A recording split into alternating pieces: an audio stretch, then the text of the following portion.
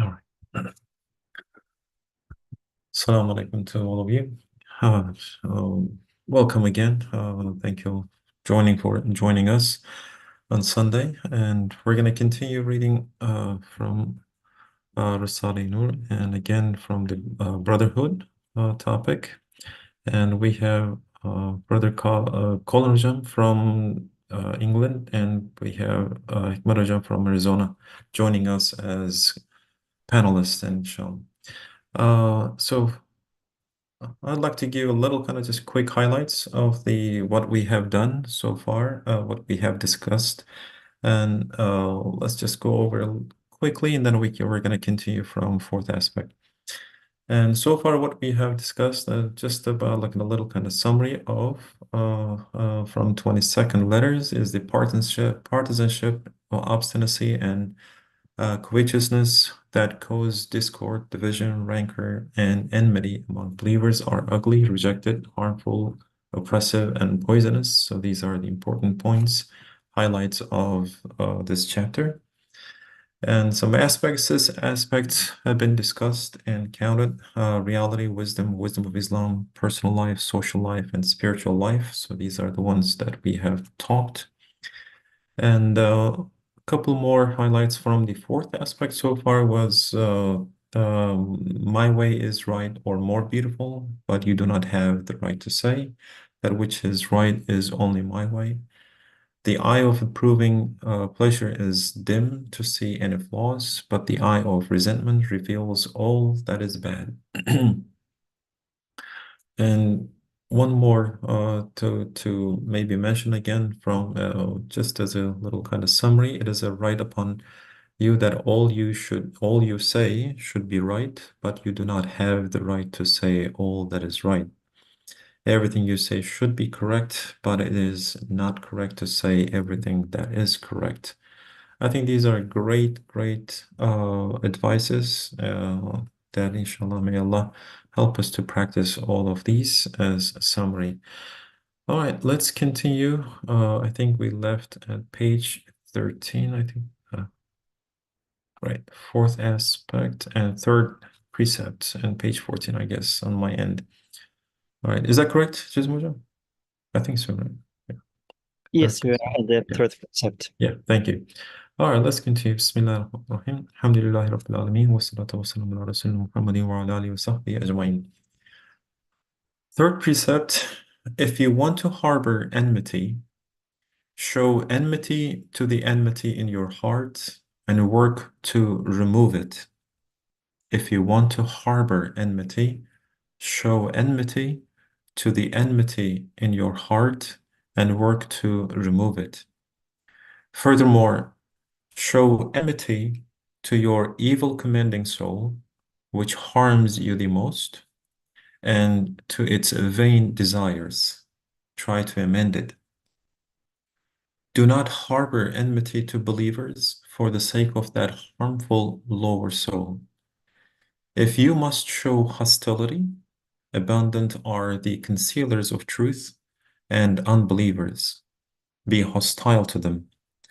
Yes, just as the attribute of love itself deserves to be loved, the trait of enmity itself deserves enmity more than anything else. Just as the attribute of love itself deserves to be loved, the trait of enmity itself deserves enmity more than anything else. If you want to defeat your adversary, respond to his bad treatment with goodness. For if you respond in kind, adversity increases. Even when your adversary is defeated outwardly, he still nurtures rancor and his enmity continues. If you respond with goodness, he becomes your friend. Per the ruling of وَإِنْ أَنْتَ إذا أنت أكرمت الكريم ملكت أكرمت اللئيم تمرد. Honor a noble person and he will be yours. Honor the ignoble and he will revolt. Since the characteristic conduct of a believer is to be noble, when you honor him, he will be for you. Even if he is outwardly ignoble, he is still noble with respect to faith.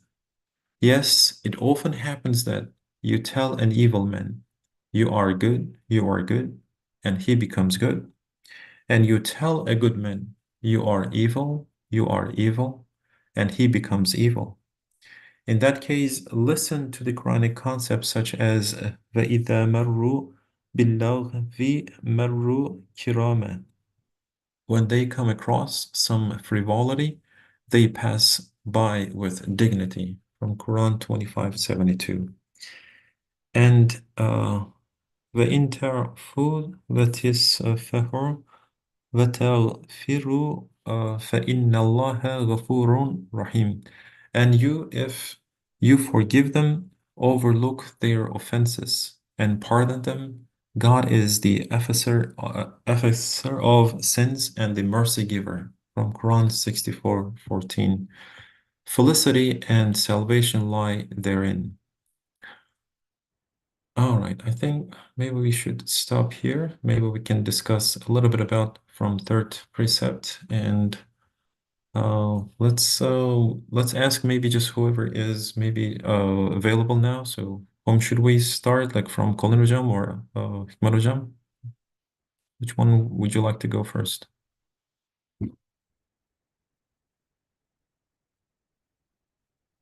Colin Abi, go ahead, please. I was going to suggest Hikmat is geographically closer to you. So, or actually, maybe not if he's in Arizona. That's a good one. Yeah, maybe for this reason, yeah, maybe Hikmat Hocam should go first. Yeah. Yeah, I think so. Yeah. So I think that it is just clear, but what I learned is that from this paragraph, I mean, I just wanted to say a couple things. One is that the enmity is something that is just hurting us completely. Our heart, our soul, our mind is destroyed by the enmity. But our characteristics is we cannot change our fitrat. Okay, there is a Kuwei Gadabiya, and then we know that the Kuwei Shahabiya, and then so instead of just changing the fitrat or characteristics, we cannot do that anyways. But we can change the veggie, the direction to different things. Number one, Ustad is saying here that you can direct your this enmity to your enmity inside your heart, mind, or soul. And I also that in the different parts that I was reading, and then you can change it to that your nafs amara, that you, because we know that our nafs is always just asking the bad things, harmful things. That is not only killing this whole this world, temporary world, but also transient world. But it's also that harms the hereafter as well. So we can change this type of enmity to our enmity, number one, and also the our nefes. That's the another direction that we can, or route that we can direct that our enmity. That is the nefes. And the third thing that my understanding is that from these paragraphs is just that change or direct your enmity to kuffar and other people that unbelievers instead of just the believers. This is what I learned in the beginning, that in some part of this third aspect, or yeah, and then and the other thing is that this is really important for whole social life as well. That even if you have a number of other type of people in work environment, in other places as well, that instead of treating them when they do something really bad, instead of treating them, this is a great rule, really. Treat them well and be just good to them, they will eventually be good. In the Quran, it says as well that there's a number of ayat as well in that the Risala, it's already said that. One of them is Muzammil, Surah Al-Muzammil, it says that Hejran Jamila, meaning that leave with good instead of fighting, especially for unbelievers.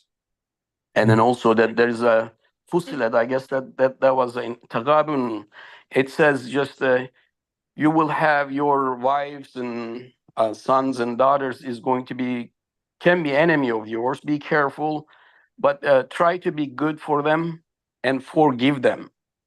And this is another one that I wanted to say. So in the social life as well, that apparently that they might be just winning, but if you wanted to completely eliminate some of the bad things and bad feelings, treat them really well, and eventually they'll be your friend. Even if they are not going to be completely for your friend, they will resent or repent, and then they will say, "Hey, I made a big mistake," and he's still that acting really good. And telling them your son, daughter, or other people as well, you're good, and you're really well, and you're doing good, and just say the good things for people. They will become eventually good, right? 40 days, if I remember correctly, in that paragraph that Ustad was Yes. saying. Yeah, yeah. Yes. So, or if you say bad things, Hikmet, you're really bad. You're really bad. You're really bad. Eventually, that I will believe myself as well. I mean, we are living. If you look at the whole wide world, people are look at them. I mean, I was always looking at them. They are living in a bubble in their imagination, and whatever happening is in his mind.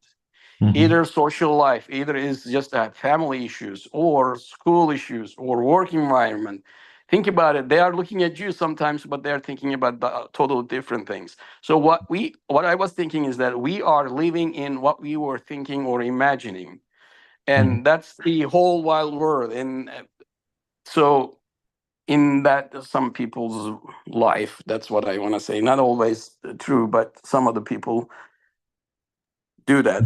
I think that this is all that I just wanted to summarize that instead of just if we cannot change the Futra, the characteristics, just try to direct to different things. Like one is just our enmity, and and second thing is our nefes, and then third thing that I just said that just the unbelievers instead of just your believers, brothers and sisters, or just a family, son and daughter. And this is all I can say right now. Yeah, thank you. Thank you, brother. Yeah, I appreciate it. thank you. Yeah, yeah. All right. So I'd like to listen, maybe Kolajam now. I'm kind of curious, like what he's gonna tell us. So am I. It's difficult to pin or start down. He's not a theologian, but his theology is, without parallel. He's not a sociologist, and yet he understands sociology perfectly. Here, he's playing the psychologist. This is a kind of cognitive behavioral therapy, really. And I wished I'd known it when I was a kid because I am still very impatient. And when I was a child, if someone angered me without thinking, I would just give them a slap. And my father used to say, "You can't just do this. Count to 10 if you get angry, and you'll find that your anger goes." So I would count to 10, but I would still slap because my anger was still there. So, this is telling us something which is counterintuitive because there are so many things which anger us, and so many things which annoy us. Um, about sometimes even about brother believers. Although, I mean, with brother believers, we are supposed to give them 70 excuses if they do something that we don't like or that is hurtful. And also, we should also think that other believers are better than we are. But, as Hikmet said, when we're out there in the world, outside of our bubble of believing friends, we are assailed, from every direction by things which anger us and drive us crazy.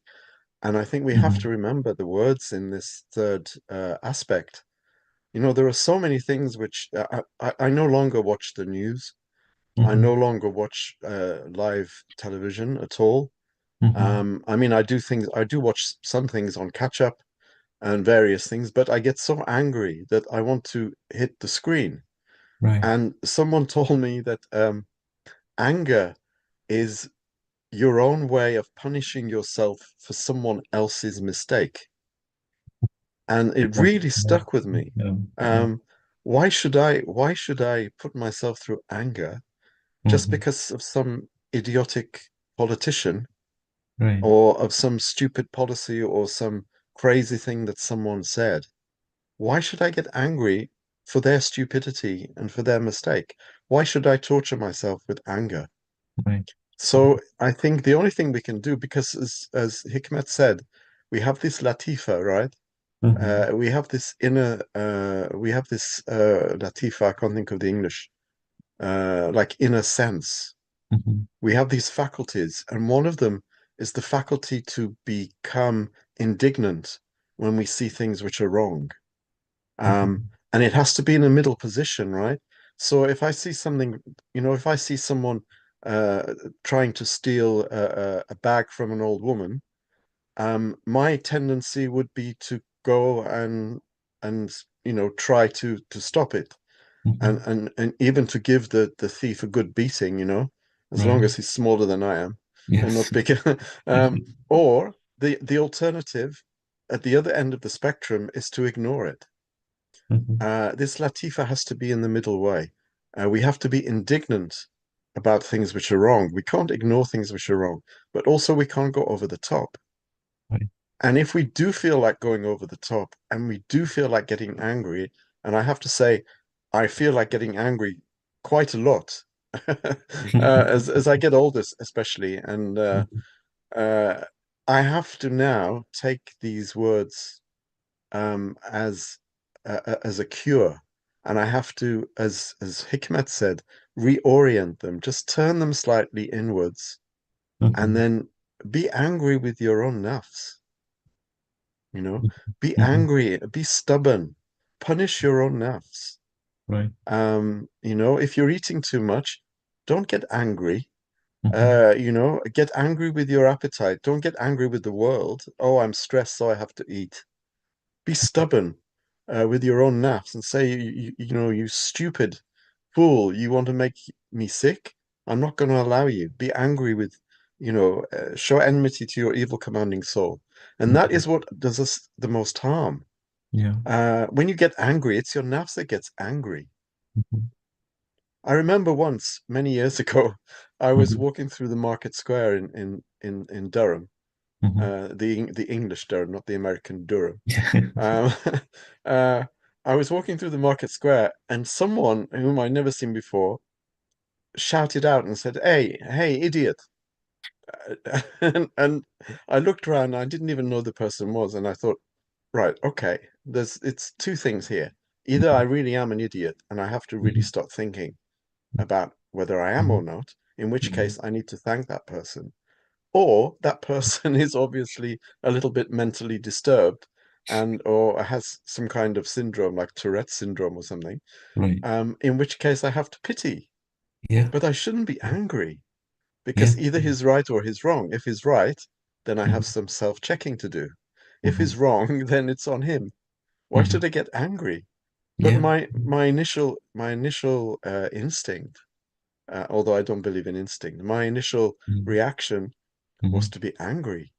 Yeah. And this Yeah. this is it's a kind of craziness, really, because Mm-hmm. why should I be angry at something which is either right and my Mm-hmm. fault or Mm-hmm. wrong and his fault? Useful. Why Yeah. why should I Mm. punish myself for his problem?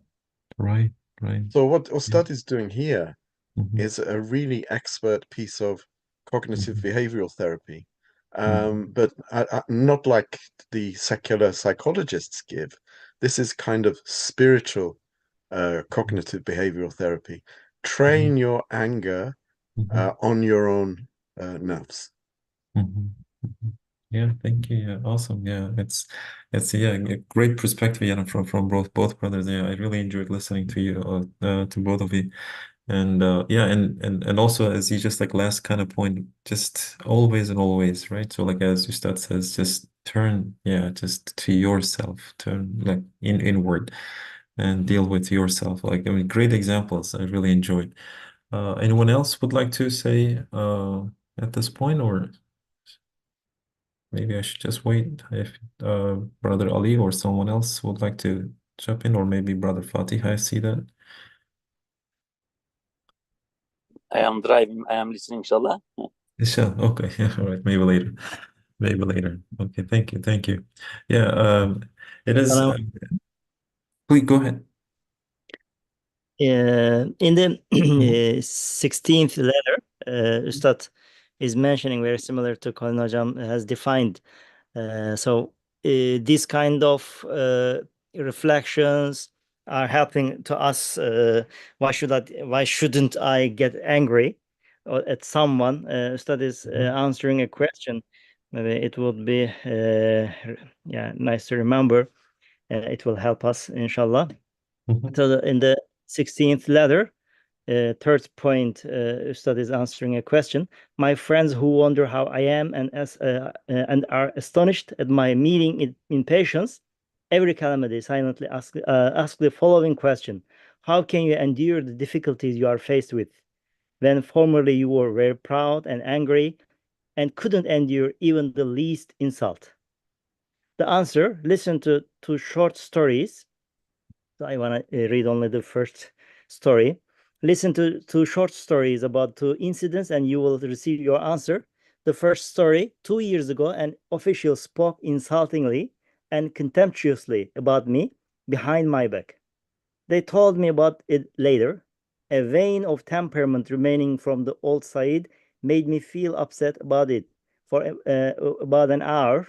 Then, through Almighty Allah's mercy, the following occurred to me. It dispelled the distress and made me forgive the man.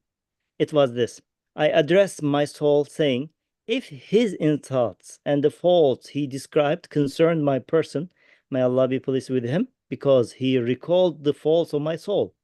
If he spoke the truth, he prompted me to train my soul, nafs, and helped me to save from arrogance.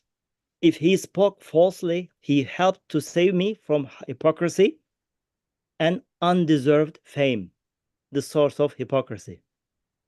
Now I am not reconciled with my soul, for I have not trained it. If someone tells me there is a scorpion on my neck or breast, or else points it out to me, it should be grateful to him. I should be grateful to him, not offended.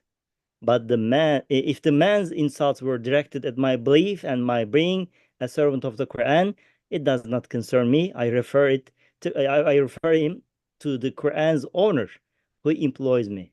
So and so on. It's going on. So Mhm. very helpful to, Mhm. yeah. We should find this kind of, yeah, logical, yeah, supports to not to get angry, and yeah, maybe we can benefit from a person's reaction in that respect. Thank you so much. Yeah, Brother Jasmine. Yeah, I really appreciate it. Yeah, it's a perfectly just a great example from Saleh. Yeah, almost kind of forgot. Yeah, thank you. Just a great addition to Kunal Jam's like example. Appreciate it. All right. Yeah, these are kind of good, as we just pointed out, right? So a great psychological just summary of like our everyday kind of life and like how it is helpful to all of us. And inshallah, following them, like it's been one by one, and inshallah, we'll have the courage and all the just like necessary equipments that we can just use and inshallah practice them continuously and almost like every day, inshallah. All right, so I'd like to continue while it's like still kind of fresh. Maybe we can find some joining and just common kind of grounds like with the next chapter and next topics. And hopefully we will talk a little more.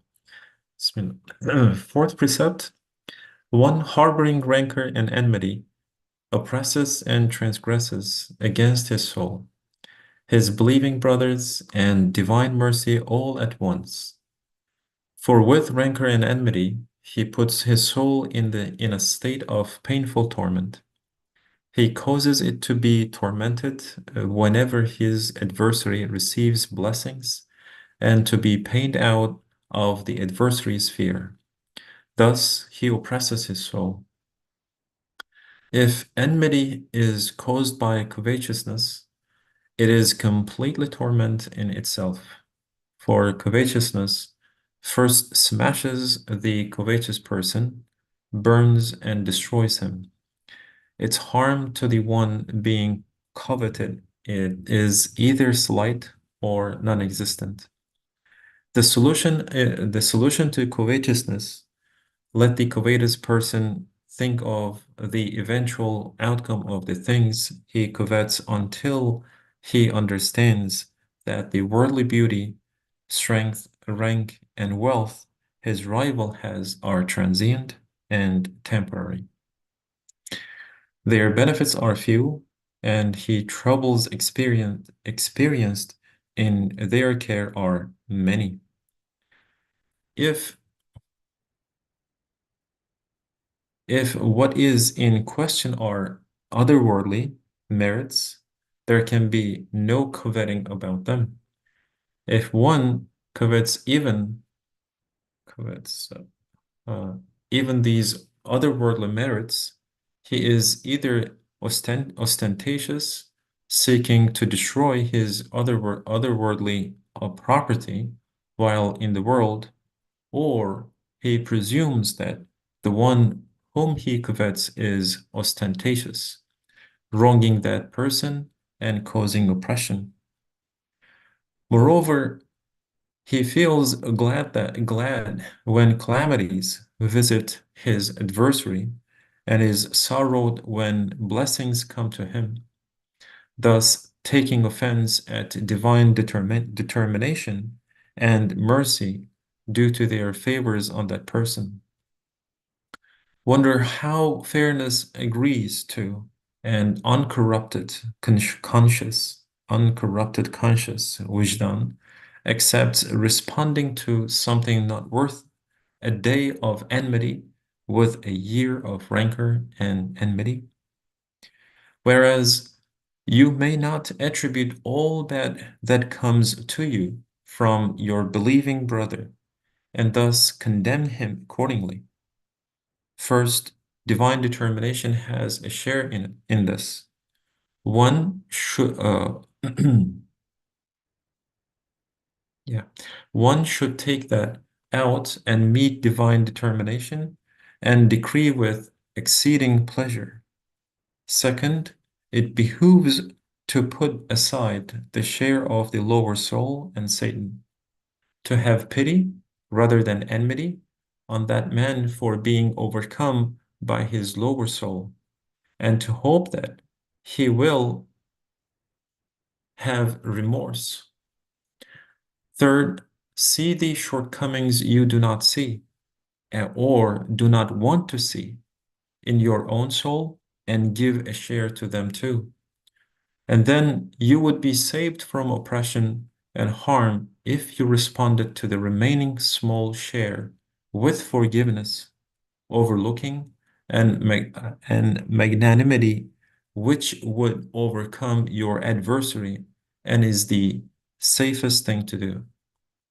Otherwise, responding to transient, vanishing, temporary, and insignificant affairs of the world that are not even worth 5 paras, like a drunk and lunatic jeweler who purchases pieces of glass and ice for the price of diamonds, with severe greed, continuous rancor, and continuing enmity, as though you will remain together in this world for eternity, is a most oppressing thing.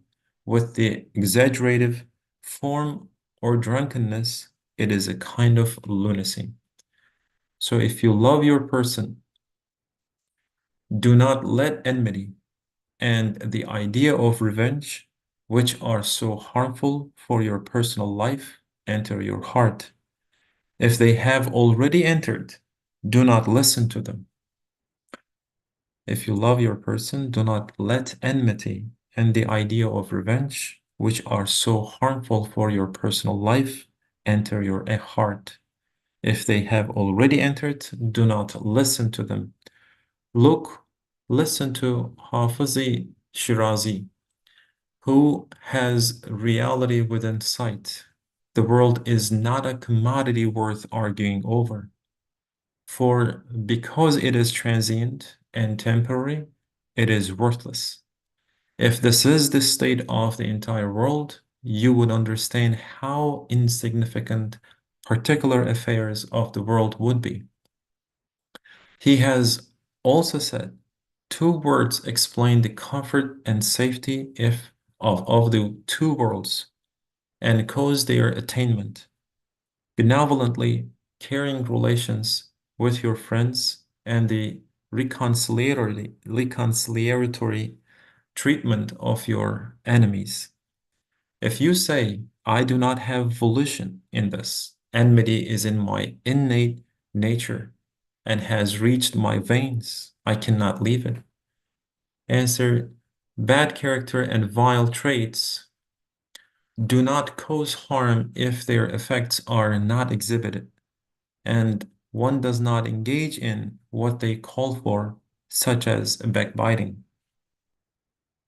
Since you do not have volition in the matter and are unable to abandon it, you will be saved from its evil by knowing your shortcoming and understanding that it is wrong to have this trait, which is effectively like turning to God in repentance, tawbah, in a concealed way and asking for his forgiveness, istighfar, internally. After all, we included this discussion in this letter so that it enables this metaphysical form of asking for forgiveness and that one avoids considering wrong right, and defaming his adversary who is right as being wrong. An event worth paying attention once I saw as a result of this malicious partisanship that a pious man of knowledge disparaged a righteous scholar who differed from his political opinions to the point of ascribing infidelity to that righteous scholar, takfir. And he respectfully lauded a hypocrite who shared his political opinions. So I was appalled at such evil consequences of politics and said, I take refuge in God from Satan and politics. I have withdrawn from political life since then. I think, yeah, this is the last page.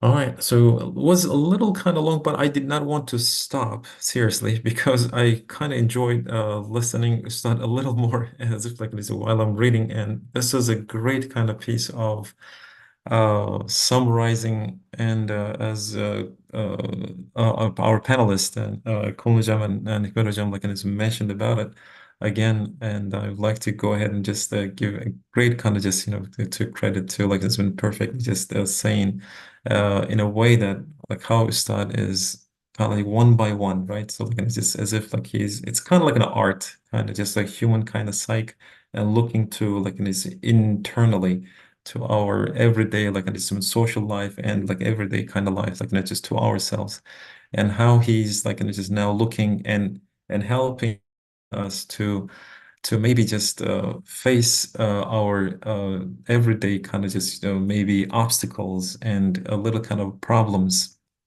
and how to solve them like just maybe in a short kind of like in a way, and how to sometimes accept it and how to like it's been just because like it is there, so you do not have to. So it's like kind of every single day kind of struggle, but it is a struggle in a sense that it is kind of helping and building character, so to speak, to for ourselves, I believe. So, and without further ado, like I would like to listen to our panelists. Like maybe I don't want to just look in order. Maybe I'd like to go back again, like Hikmatojam first, and then go back to Konujam and other panelists and whoever would like to share his or her opinion. Yes, Hikmatojam. Yeah, thank you. I think it's long, and I don't know if I can Right. cover everything, but I just can cover some of the things that I Whatever we can. remember. Yeah, certainly. Yeah. So I think cohessiousness is something that I don't know if the envy is the same synonymous of this word, but I will use the envy. Maybe that's easier for me. Easy. Yeah. I think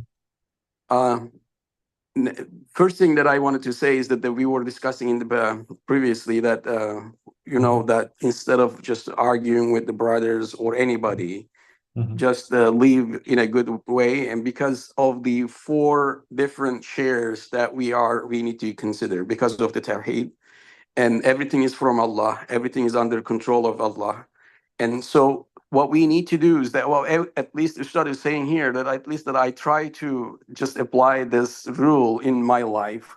And I say that the 25% is coming from my nefes. And the other 25% is coming from those causing the enmity. 25% is coming from shaitan. And 25% is from faith, qadar. We know that everything is under that qadar, and then as well. So the other 25%, last 25% is from my brother's fault, for instance, from nefes, from his nefes. We can also divide those 25% of his shaitan, nefes, and everything. So with that little amount of percentage, I cannot fight, argue with my brother. This is, or I cannot get angry. That's one of the explanation. I was going to give an example of this as well, that when Kolinabe was saying. And I think there's a little amount of the percentage or shares from my brothers. So this is not worth arguing or just making or carrying enmity. And because enmity is, as Ustad is saying clearly, that it's a really painful tournament to us, for sure. And we will always, that two things it's happening. One is the fear, and also that any blessings that he gets is just hurts us as well. So that's the one part. The other thing is that if it is coming from envy, which is one of the worst thing that in the whole wide world, and you cannot really just eliminate unless that if you apply to Ustad's, what he's saying in here is just saying that everything is temporary, right? I mean, we are in a transient world, and we are going to go hereafter as well. So any blessings that any person has is just transient, and it's not temporary. Even if he's the president of the whole wide world and ruling the whole wide world, and it is going to be transient. And think about that in the past 600 years ago, who was the president, who was the king here in the world? And so everything is transient and temporary. Any blessings that our person that or just trying to just envy is just going to be temporary and transient. So this shouldn't hurt. The other thing is that when you have something like this, I mean, just get them wellness or just a high rank or something, or big position. So that is just putting a lot of stress as well. Not only just that they don't feel like, oh, I have this great ranking in the world, and that doesn't mean that they are so happy. And then think about the other part too. So thinking about two things. One is that any blessings, anything that is having is going to be transient, and the other thing is that that blessings or bad things as well, or ranking, wellness, other prosperity is going to put him more responsibility and then give him more stress as well. So that doesn't mean that he is gonna be really endless happiness or something here. That's what so thinking about this is going to be the chare or cure for the for social life, and then also that you think that in your life as well. This is these are the two things that I just wanted to mention. And there are other things, but let's just go ahead and Kolinabi says something, and then I can continue instead of me talking too much. No, thank you so much, Brother Akmal. Appreciate it. Yeah. Yeah, let's go to the Konlejam. And would you like to say a few words on this? Can you hear me? My audio isn't brilliant Oh yeah, today. we can hear you. Yeah, clearly. okay. Yeah. I think Hikmet sort of covered most of the, the salient issues. I was thinking that there was a famous writer, I think he's dead now, called Gore Vidal, and he has a famous saying. He said, "Every time a friend succeeds, I die a little." So this is sort of he's talking about, musabaqa really, and there is a positive musabaqa, right? If you do something khair, I appreciate it, and I would like to do that as well, because it's khair. But the world runs on jealousy and prejudice. We know this. We see it all around us all the time. I want to be rich. I want to be famous. I remember when I got married, my father-in-law, Rahmatullah alayhi, said to me, one of the first things he ever said to me was, I'm going to make a dua for you, And he said, I pray that you never become rich and that you never become famous. So I was thinking, okay, so there's all my ambitions gone down the chute already. Yeah. But I now realize what he meant. Covetousness, coveting what other people have, wanting to be like them, wanting to have what they have, and also not wanting them to have it and being happy when it's taken from them. This is like an acid which corrodes the spirit. Well, it corrodes the soul actually, and Right. blackens it and rusts it. And it's a kind of self-punishment because, you know, when I was young, I went to drama school and I wanted to be an actor and I wanted to be the best actor. And I was never given the lead role in the company, always the second role. And then when the lead role actor was ill, I used to get happy because that meant I would take the first role. And then it was disastrous because I hadn't learned it properly. I hadn't learned the lines properly. So that taught me from quite an early age is don't try to be something that you can't be. Because if I'm trying to be rich and famous like my neighbor, I don't know. I mean, someone says, who would you like to be if you weren't yourself? And, kids today, when you ask them what you want to be when you grow up, we used to say, I want to be a doctor, I want to be a racing driver, I want to be an astronaut. Today they say, I want to be famous. I want to be like X, I want to be like Y, right? The thing is, and you say, would you swap with them? Would you swap your life with, say, I don't know, think of some really, really famous actor, Brad Pitt or George Clooney or someone like this. And they say, yeah, oh, I'd love to be like that. But no, you wouldn't actually, because you don't know what kind of mental aberrations and mental problems and psychological problems that that person has. No one would ever change their lives with anyone else. In the last analysis, you would never ever change. So why do you want to be like that? Yeah. you know, because those things come with responsibilities. Those things come with an extra imtihan. If you suddenly, I've seen it so many times. Here there's such a thing called the national lottery. I think you have it in Turkey as well, and also in the US. I'm not sure. Yeah. Yeah. And Yes. every week someone wins like, I don't know, millions and millions of pounds. And Right. so many people have suddenly become extremely rich, and then within a year or two, either they've lost it or they've died. Yeah. Yeah. So many times that happens, so many times. There are many documentaries on them. Yeah.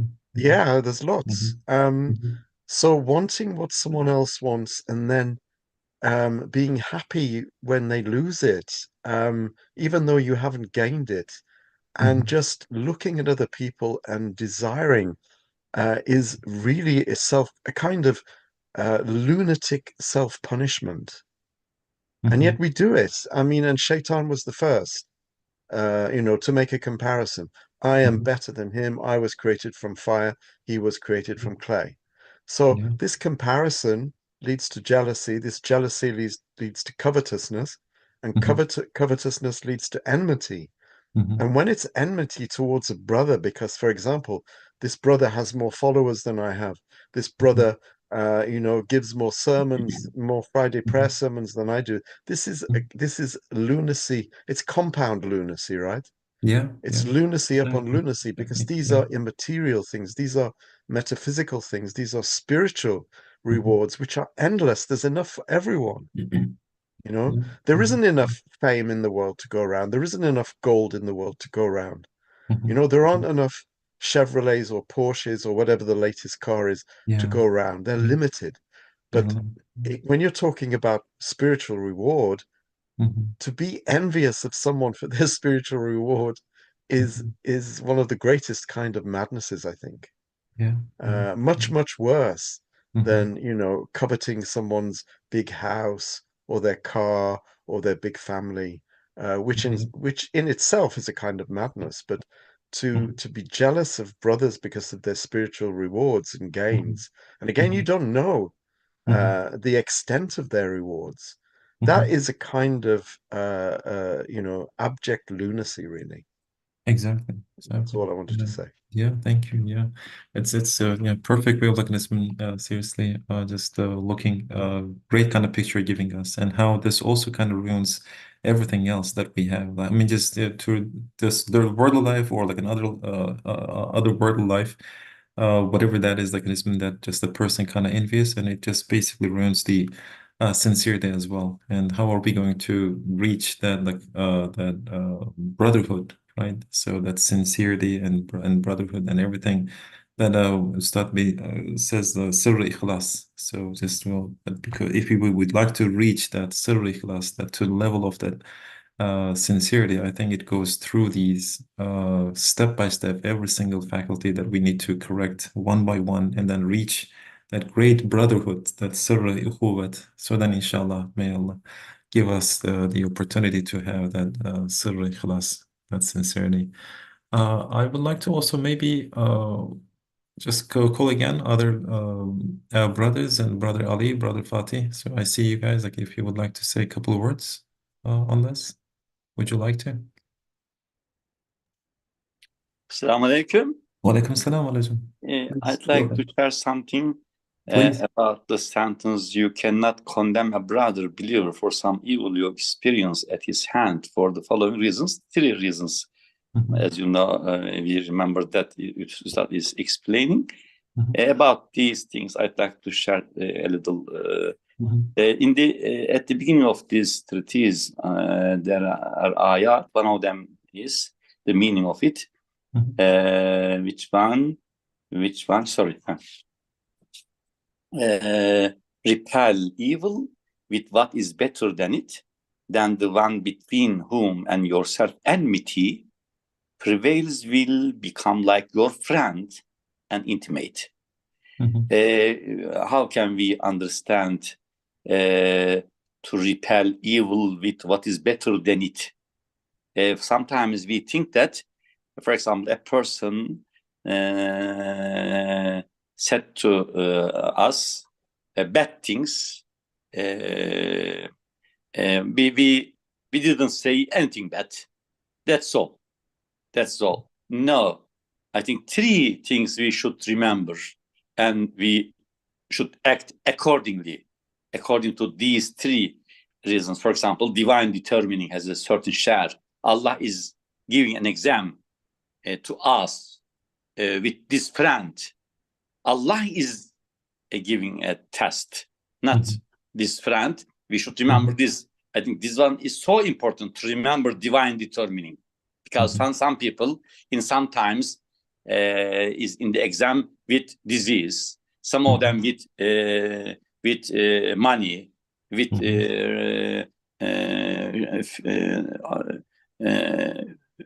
poorness. One of them is this, with a friend, with a brother. We are taking an exam. I think to repel evil with what is better than it requires this first one.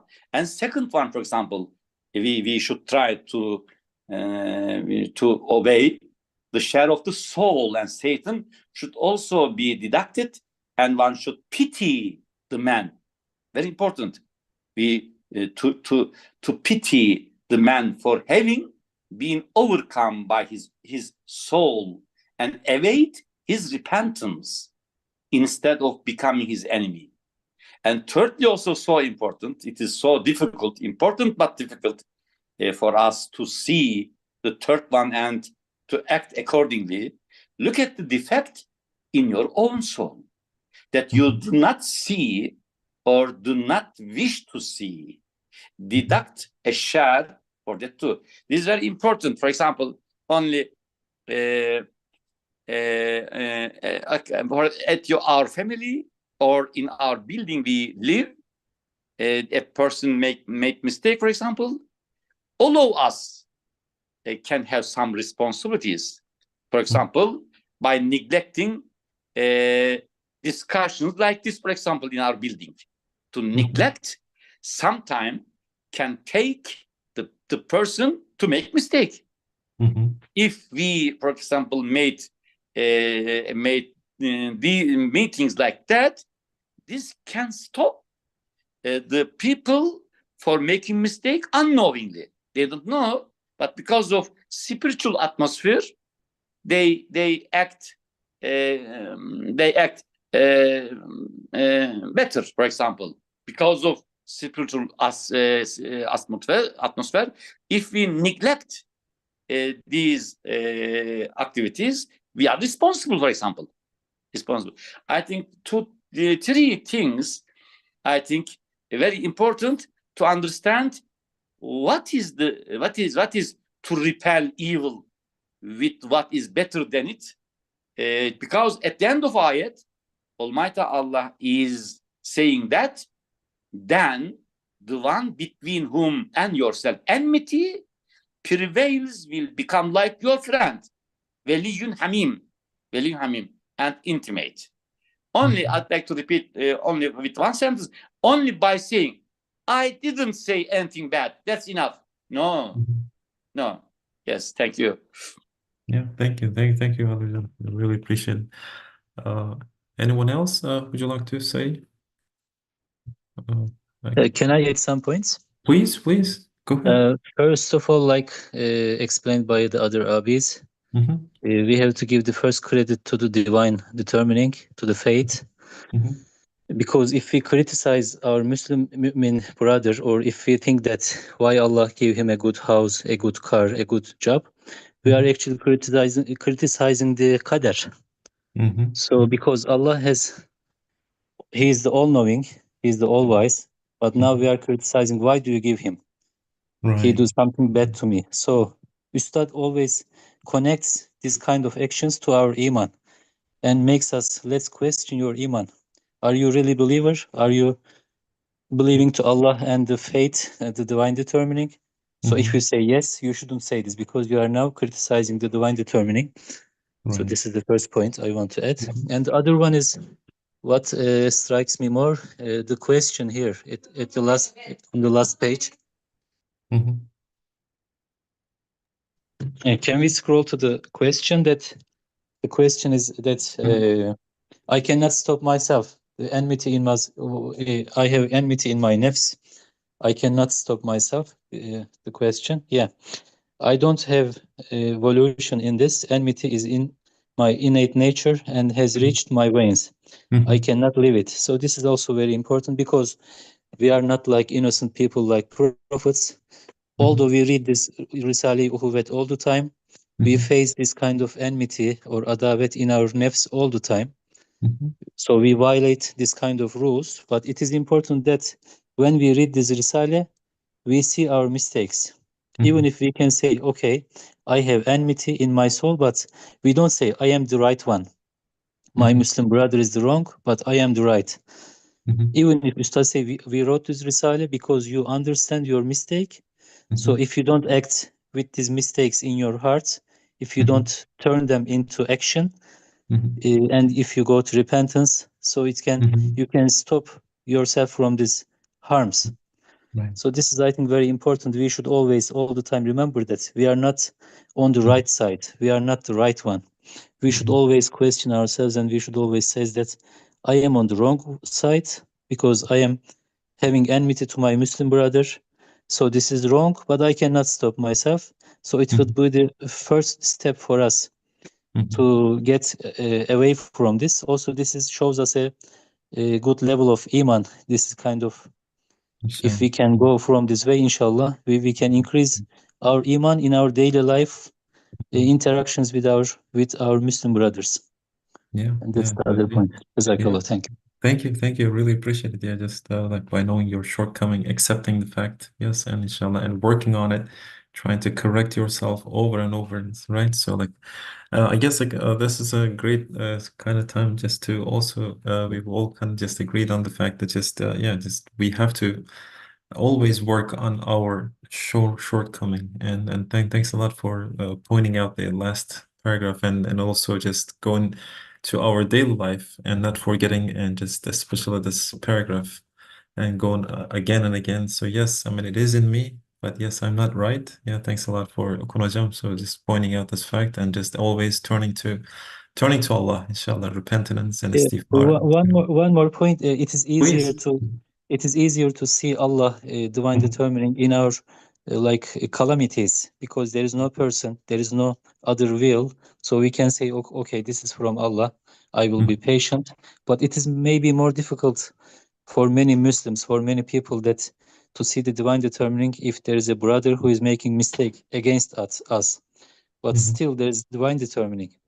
Right. So this is a kind of imtihan, this is a kind of path, level of miraj for us, if we can all the time see divine determining. Inshallah, yeah. And always, yeah, like just to point it out, yeah, it is a test. And then if somehow like it's been we're failing or something, so accepting and just seeking kind of help and being in the brotherhood, and also and it will also inshallah like let's make a spillover effect, so to speak. So it's just like if you're surrounded with good people and if you're attending and listening to them and coming these type kind of even Zoom meetings, and it's also like a one more kind of step towards moving forward, inshallah, becoming better, becoming inshallah a better person, and seeing also like the joy itself, and learning and opening your heart and brain, and of course to listen to it, and how can I just make myself better, inshallah, every single day.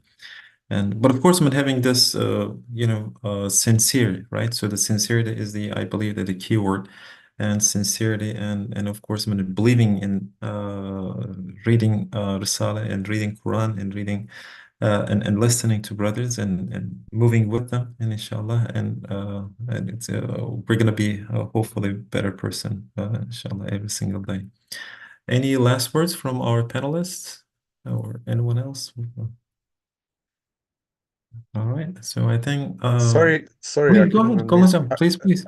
I'd just like to say that Brother Okan's point about this last paragraph is really important, actually, because sometimes it happens. I think that also in the 16th letter, I think this is mentioned. I may be wrong. That some great saints complained about their nafs.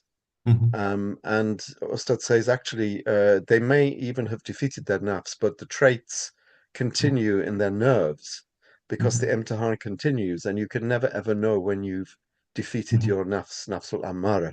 And I think it's important because sometimes we get so frustrated that we have these feelings and we have these traits and we have these angers or these jealousies. But as Ustad says, we have to realize that these traits are wrong, and we mustn't give them expression. In other words, we mustn't manifest them. And if we don't manifest them, and if we try to, we realize they're wrong, but we can't help it. I can't help but be angry as long as I don't manifest it, and as long as I try to reorient that anger at something worth being angry about, which is my own nafs, then it is a kind of repentance. Even knowing it's wrong is a kind of tawbah, really, as he says. So the brother who highlighted something really important. We often forget this, and we needlessly beat ourselves up for traits that we can't really help. As long as we know that they're wrong, that's half the battle, I think. Yeah. Yeah, really appreciate it. Yeah, these are inshallah great kind of points, and may Allah help us to practice them and inshallah live them, not only just preaching, but of course living it. Any brothers would like to maybe Alujam, would you like to make dua and maybe just Yes. please. سبحانك لا علم لنا إلا ما علمتنا إنك أنت العليم الحكيم وآخر دعواهم أن الحمد لله رب العالمين ربنا أتمم لنا نورنا واغفر لنا إنك على كل شيء قدير ربنا اغفر لنا ولإخواننا الذين سبقونا بالإيمان ولا تجعل في قلوبنا غلا للذين آمنوا ربنا إنك رؤوف رحيم ربنا ظلمنا أنفسنا وإن لم تغفر لنا وترحمنا لنكونن من الخاسرين ربنا لا تجعلنا مع القوم الظالمين ربنا لا تجعلنا فتنة للقوم الظالمين ربنا لا تجعلنا فتنة للذين كفروا واغفر لنا ربنا إنك أنت العزيز الحكيم ربنا آمنا بما أنزلت واتبعنا الرسول فاكتبنا مع الشاهدين Allahümme bihakkı suretil İhlas ec'alna min ibadikel muhlisinel muhlasin. Amin. Lillahi Teala'l Fatiha.